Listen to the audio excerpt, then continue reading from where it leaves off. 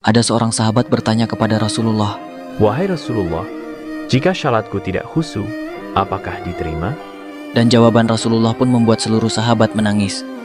Pada suatu hari di dalam majelis Rasulullah, seorang sahabat duduk dengan wajah penuh kegelisahan.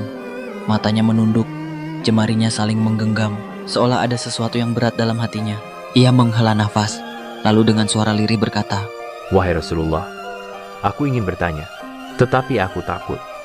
Mungkin pertanyaanku ini akan membuatku semakin malu di hadapan Allah." Rasulullah tersenyum lembut. Tatapan beliau pun penuh dengan kasih sayang. Katakanlah wahai saudaraku, tak ada pertanyaan yang membuat seseorang hina jika ia bertanya untuk mencari kebaikan. Sahabat itu mengangkat wajahnya, perlahan wajahnya mulai berkaca-kaca. "Wahai Rasulullah, aku merasa syalatku sering tidak khusyuk. Kadang aku mengingat urusan dunia, kadang pikiranku melayang entah kemana. Aku takut syalatku tidak diterima oleh Allah. Apakah dengan syalat seperti itu, aku tetap mendapatkan pahala?" Seketika suasana menjadi hening. Para sahabat yang lain menunduk merasakan kegundahan yang sama. Mereka tahu betapa beratnya pertanyaan itu. Namun yang terjadi setelahnya benar-benar tak terduga. Rasulullah tidak segera menjawab. Rasulullah menatap sahabat itu dalam-dalam. Lalu air mata mulai membasahi pipi baginda. Para sahabat pun terkejut. Mereka jarang melihat Rasulullah menangis dalam keadaan seperti ini.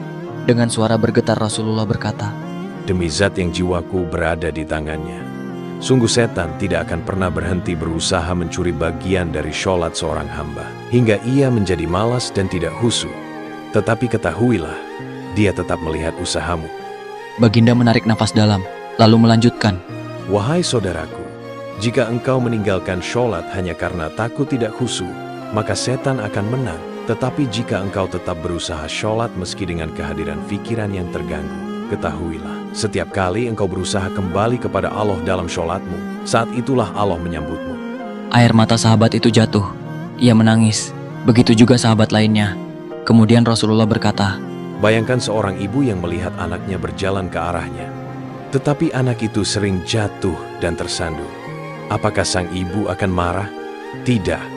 Ia akan berlari menghampirinya, mengangkatnya, dan mendekapnya erat. Begitulah Allah. Ia lebih penyayang dari seorang ibu kepada anaknya. Selama engkau kembali kepada Allah, Ia akan selalu menerimamu. dari hari itu sahabat tak lagi putus asa dalam sholatnya. Ia tetap berusaha. Dan setiap kali pikirannya melayang, ia selalu mengingat kata-kata Rasulullah. Selama engkau kembali kepada Allah, Ia akan selalu menerimamu.